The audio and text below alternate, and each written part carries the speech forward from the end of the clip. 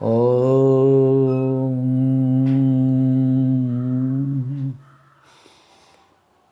बंधुओं, आज लंबाई हाइट के बारे में हम लोग जानेंगे। जो भारत देश है, अमूमन लोगों की लंबाई छोटी होती जा रही है। एवरेज हाइट कम हो रहा है। हम इसके बारे में चर्चा करेंगे। तो सबसे पहले हम यह देखें कि लंबाई जो है को कौन सा फैक्टर, कौन सा कारण है जो डिटरमिन करता है। तो आइए हम सबसे पहले यह देखें कि लंबाई को डिटरमिन करने वाले कौन से कारण हैं। आप देखेंगे कि पहला जेनेटिक, जो जीन है उस पर निर्भर करता है कि आपका लंबाई कितना होगा। अगर माता पिता आपके छोटे कद के हैं तो जनरली बच्चे छोटे होते हैं। अगर माता पिता लंबे हैं तो बच्चा लंबा होने का चांस रहता है। जेनेटिक में, जिसको आनुवांशिक कहते हैं, आनुवांशिक कारण बहुत बड़ा फैक्टर है। दूसरा, डाइट एंड न्यूट्रिशन। जो शरीर का विकास है वो मुख्य रूप से आहार और पोषक तत्वों पर निर्भर करता है। तो हम अगर आहार अच्छा ले रहे हैं, मेरा डाइट में प्रोटीन की मात्रा और प्रॉपर मिनरल्स की मात्रा है, तो लंबाई उससे अफेक्ट होता है। तीसरा, रिकरेंट इन्फेक्शन। अगर बच्चों में अक्सर कोई इन्फेक्शन हो जाए, सर्दी लगना, जुकाम होना, किडनी प्रॉब्लम, लंग्स प्रॉब्लम, तो वो भी हाइट को अफेक्ट करता है। चौथा, फिजिकल मूवमेंट। फिजिकल मूवमेंट का भी हाइट पर अच्छा प्रभाव पड़ता है। इसीलिए बच्चों को खेल कूद के लिए भी 1 से 2 घंटा समय देना चाहिए। खेले, रनिंग करे।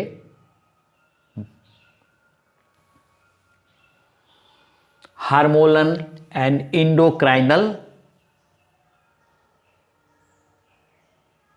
जो शरीर में, जिसको ग्रोथ हार्मोन कहते हैं, वो पिट्यूटरी ग्लैंड से निकलता है और उसका बैलेंस कैसा है इस पर भी आपकी लंबाई निर्भर करता है। और सबसे जो अहम बात है, पॉवर्टी एज। इस एज, जो लड़का और लड़की का एज होता है, पॉवर्टी एज का मतलब कि आदमी में जो विकास का क्रम होता है, महिलाओं में जैसे जब स्तन का बढ़ना शुरू हो जाता है तब वो एज पॉवर्टी एज कहते हैं। पॉवर्टी हेयर, बाल निकलना, ये आर्म पिट में शुरू हो जाता है। बच्चों में भी, लड़के में भी ये विकास, उसका बोली थोड़ा सा भारी होना, टेस्टिकल का साइज बढ़ना, पेनिस का साइज बढ़ना, पॉवर्टी एज कहलाता है। तो इस एज में आदमी का न्यूट्रिशन और डाइट बैलेंस रहना चाहिए। तो ये कुछ कारण है जो कारण आपको लंबाई को इफेक्ट करता है। हमें जो मूल रूप से जानना है कि लंबाई कब तक बढ़ सकती है। देखिए, विज्ञान ये बताता है कि 18 साल के एज तक लंबाई बढ़ाया जा सकता है, बढ़ता है। इसके बाद भी बहुत सारे लोग बहुत तरह की बातें करते हैं, उस पर उतना ध्यान नहीं देना है जो आवश्यक है। उसके बारे में हम आज चर्चा करेंगे। मूल रूप से इस योग यात्रा में हम ये जुड़ें कि कौन सा विधि को अपनाएं जो हमें इम्प्रूव करे। तो मूल रूप से डाइट आपका अच्छा होना ही चाहिए, जिसमें प्रोटीन हो।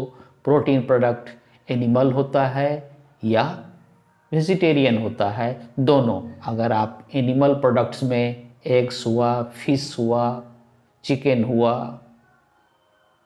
और वेजिटेबल्स में दूध, हरी सब्जी, सीजनल फ्रूट्स, ये आवश्यक है। और ध्यान रहे कि जो कच्चा आहार है उसका हम लोग प्रयोग में लाएंगे। स्प्राउट, अंकुरित मूंग और चना खाएंगे, तो इससे मेरा ये डाइट मेरा चलता रहेगा। अब आइए हम योग के माध्यम से हाउ टू इम्प्रूव हाइट हम कैसे कर सकते हैं। देखिए, खड़ा हो जाना है और सबसे पहला टो, ये लिफ्टिंग अप योर टो, ये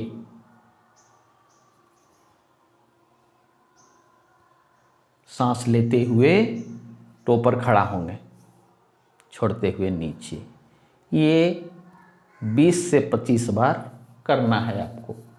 इसी के साथ तारासन, ये सांस भरते हुए और इस पर पूरा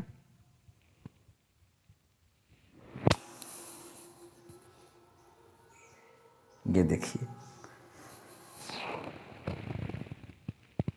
इसको करेंगे।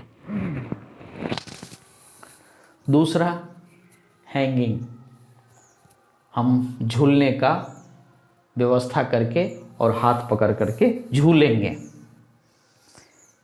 तीसरा डाउनवर्ड डॉग, ये देखिए,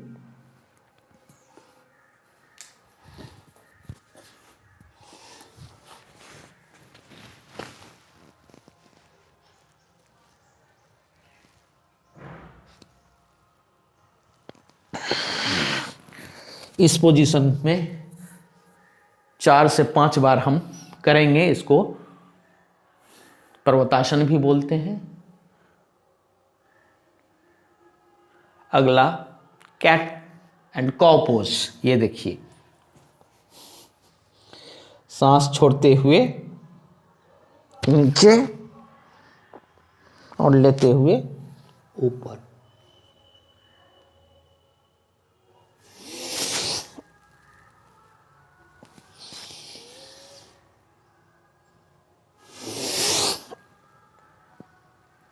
इसे भी 10 टाइम्स करेंगे।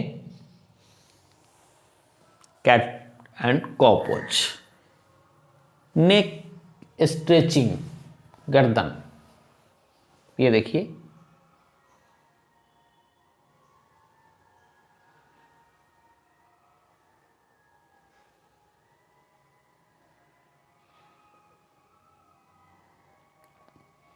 और सांस भरते हुए पीछे, छोड़ते हुए आगे। 10 सेकेंड, 20 सेकेंड रुकेंगे, बहुत स्लोली। सांस भरते हुए पीछे और छोड़ते हुए आगे। ये नेक स्ट्रेचिंग हुआ। नेक स्ट्रेचिंग में फिर हम ये इस तरह का कर राउंड देंगे। आंख बंद करके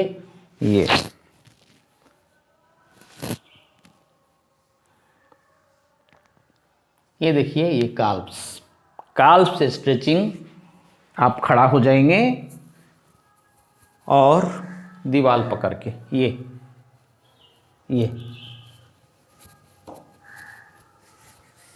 और दीवार में ये स्ट्रेच करेंगे, ये आगे इसको।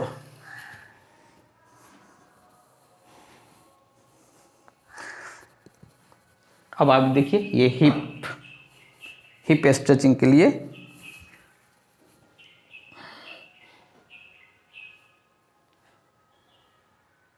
फिर दूसरे पैर से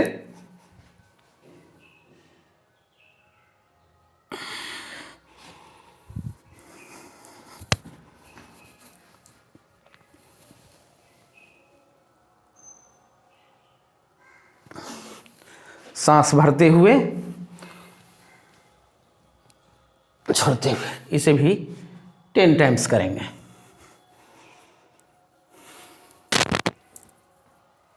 एस्केपिंग, जो रस्सी से उछलता है वो उछलने वाली क्रिया हम करेंगे, एस्केपिंग।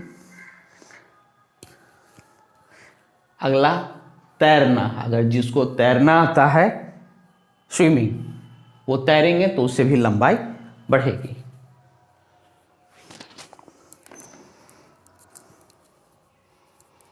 फिर देखिए, ये भुजंगासन, कोबरा पोज, ये सांस भरते हुए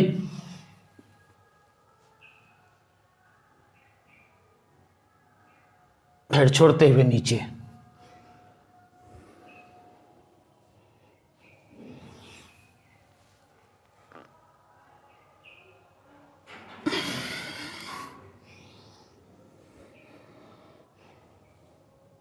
इसको भी हम 5 टाइम करेंगे।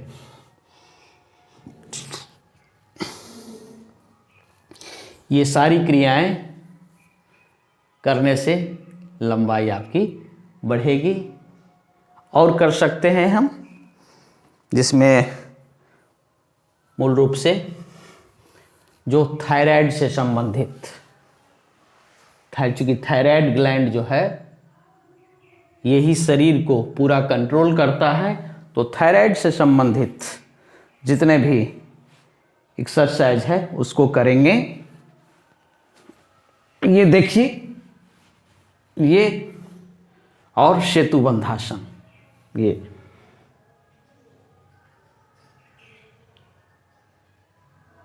इसको भी 10 टाइम्स करेंगे।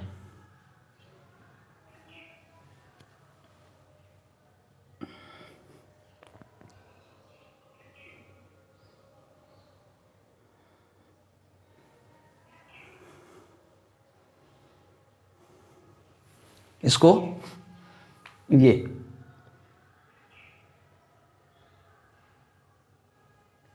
इसको हम सेतुबंधासन कहते हैं, क्योंकि स्पाइन पर इसका प्रभाव और थायराइड ग्लैंड पर पड़ता है। तो इसके साथ हम धनुरासन,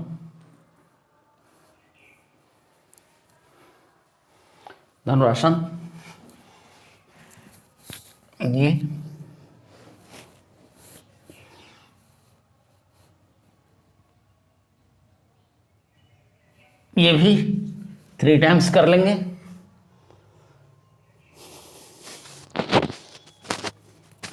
फिर ये शशांकासन,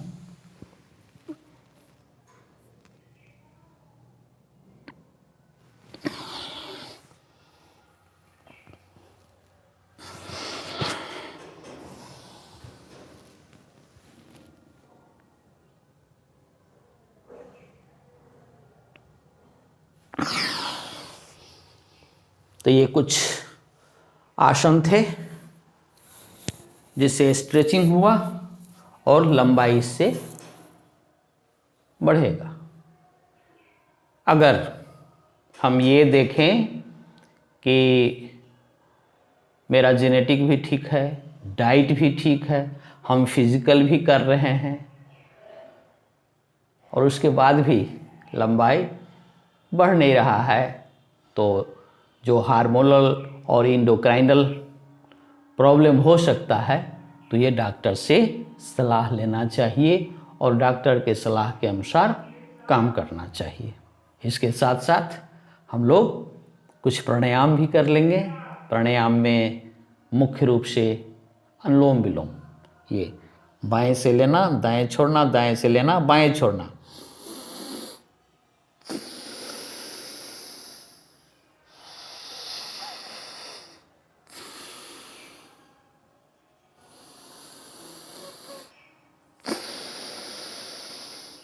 इस प्राणायाम को हम 5 से 10 मिनट तक करेंगे ताकि शुद्ध ऑक्सीजन जाए, फिर ब्लड के माध्यम से जो एक एक सेल को न्यूट्रिशन प्राप्त होना है ये होगा। तो इसके साथ साथ हम प्राणायाम भी करेंगे और प्राणायाम के माध्यम से आपका तन और मन दोनों का विकास होता है। और बच्चों को खास करके भ्रामरी प्राणायाम भी करना चाहिए। ये सांस लिया,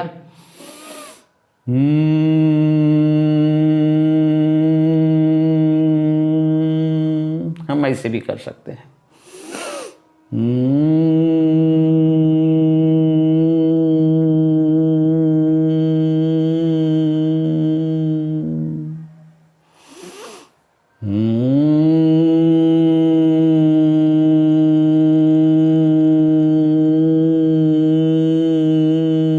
इससे क्या होता है कि पूरे मस्तिष्क ब्रेन में वाइब्रेशन होता है और तन में भी वाइब्रेशन होता है, जिससे शरीर का विकास मानसिक और शारीरिक होता है। बंधुओं, ये कुछ जानकारी थी। आप इसे जीवन में अपनाएंगे तो ज़रूर लंबाई बढ़ेगा, ये तय है। हम कहेंगे कि इस क्रिया को आप करें, दूसरे को कराएं, ताकि दूसरे का भी कल्याण हो और आपका भी कल्याण हो। इस चैनल को ज़रूर सब्सक्राइब करिए और शेयर करिए ताकि जन जन तक यह फैले। ओम शांति।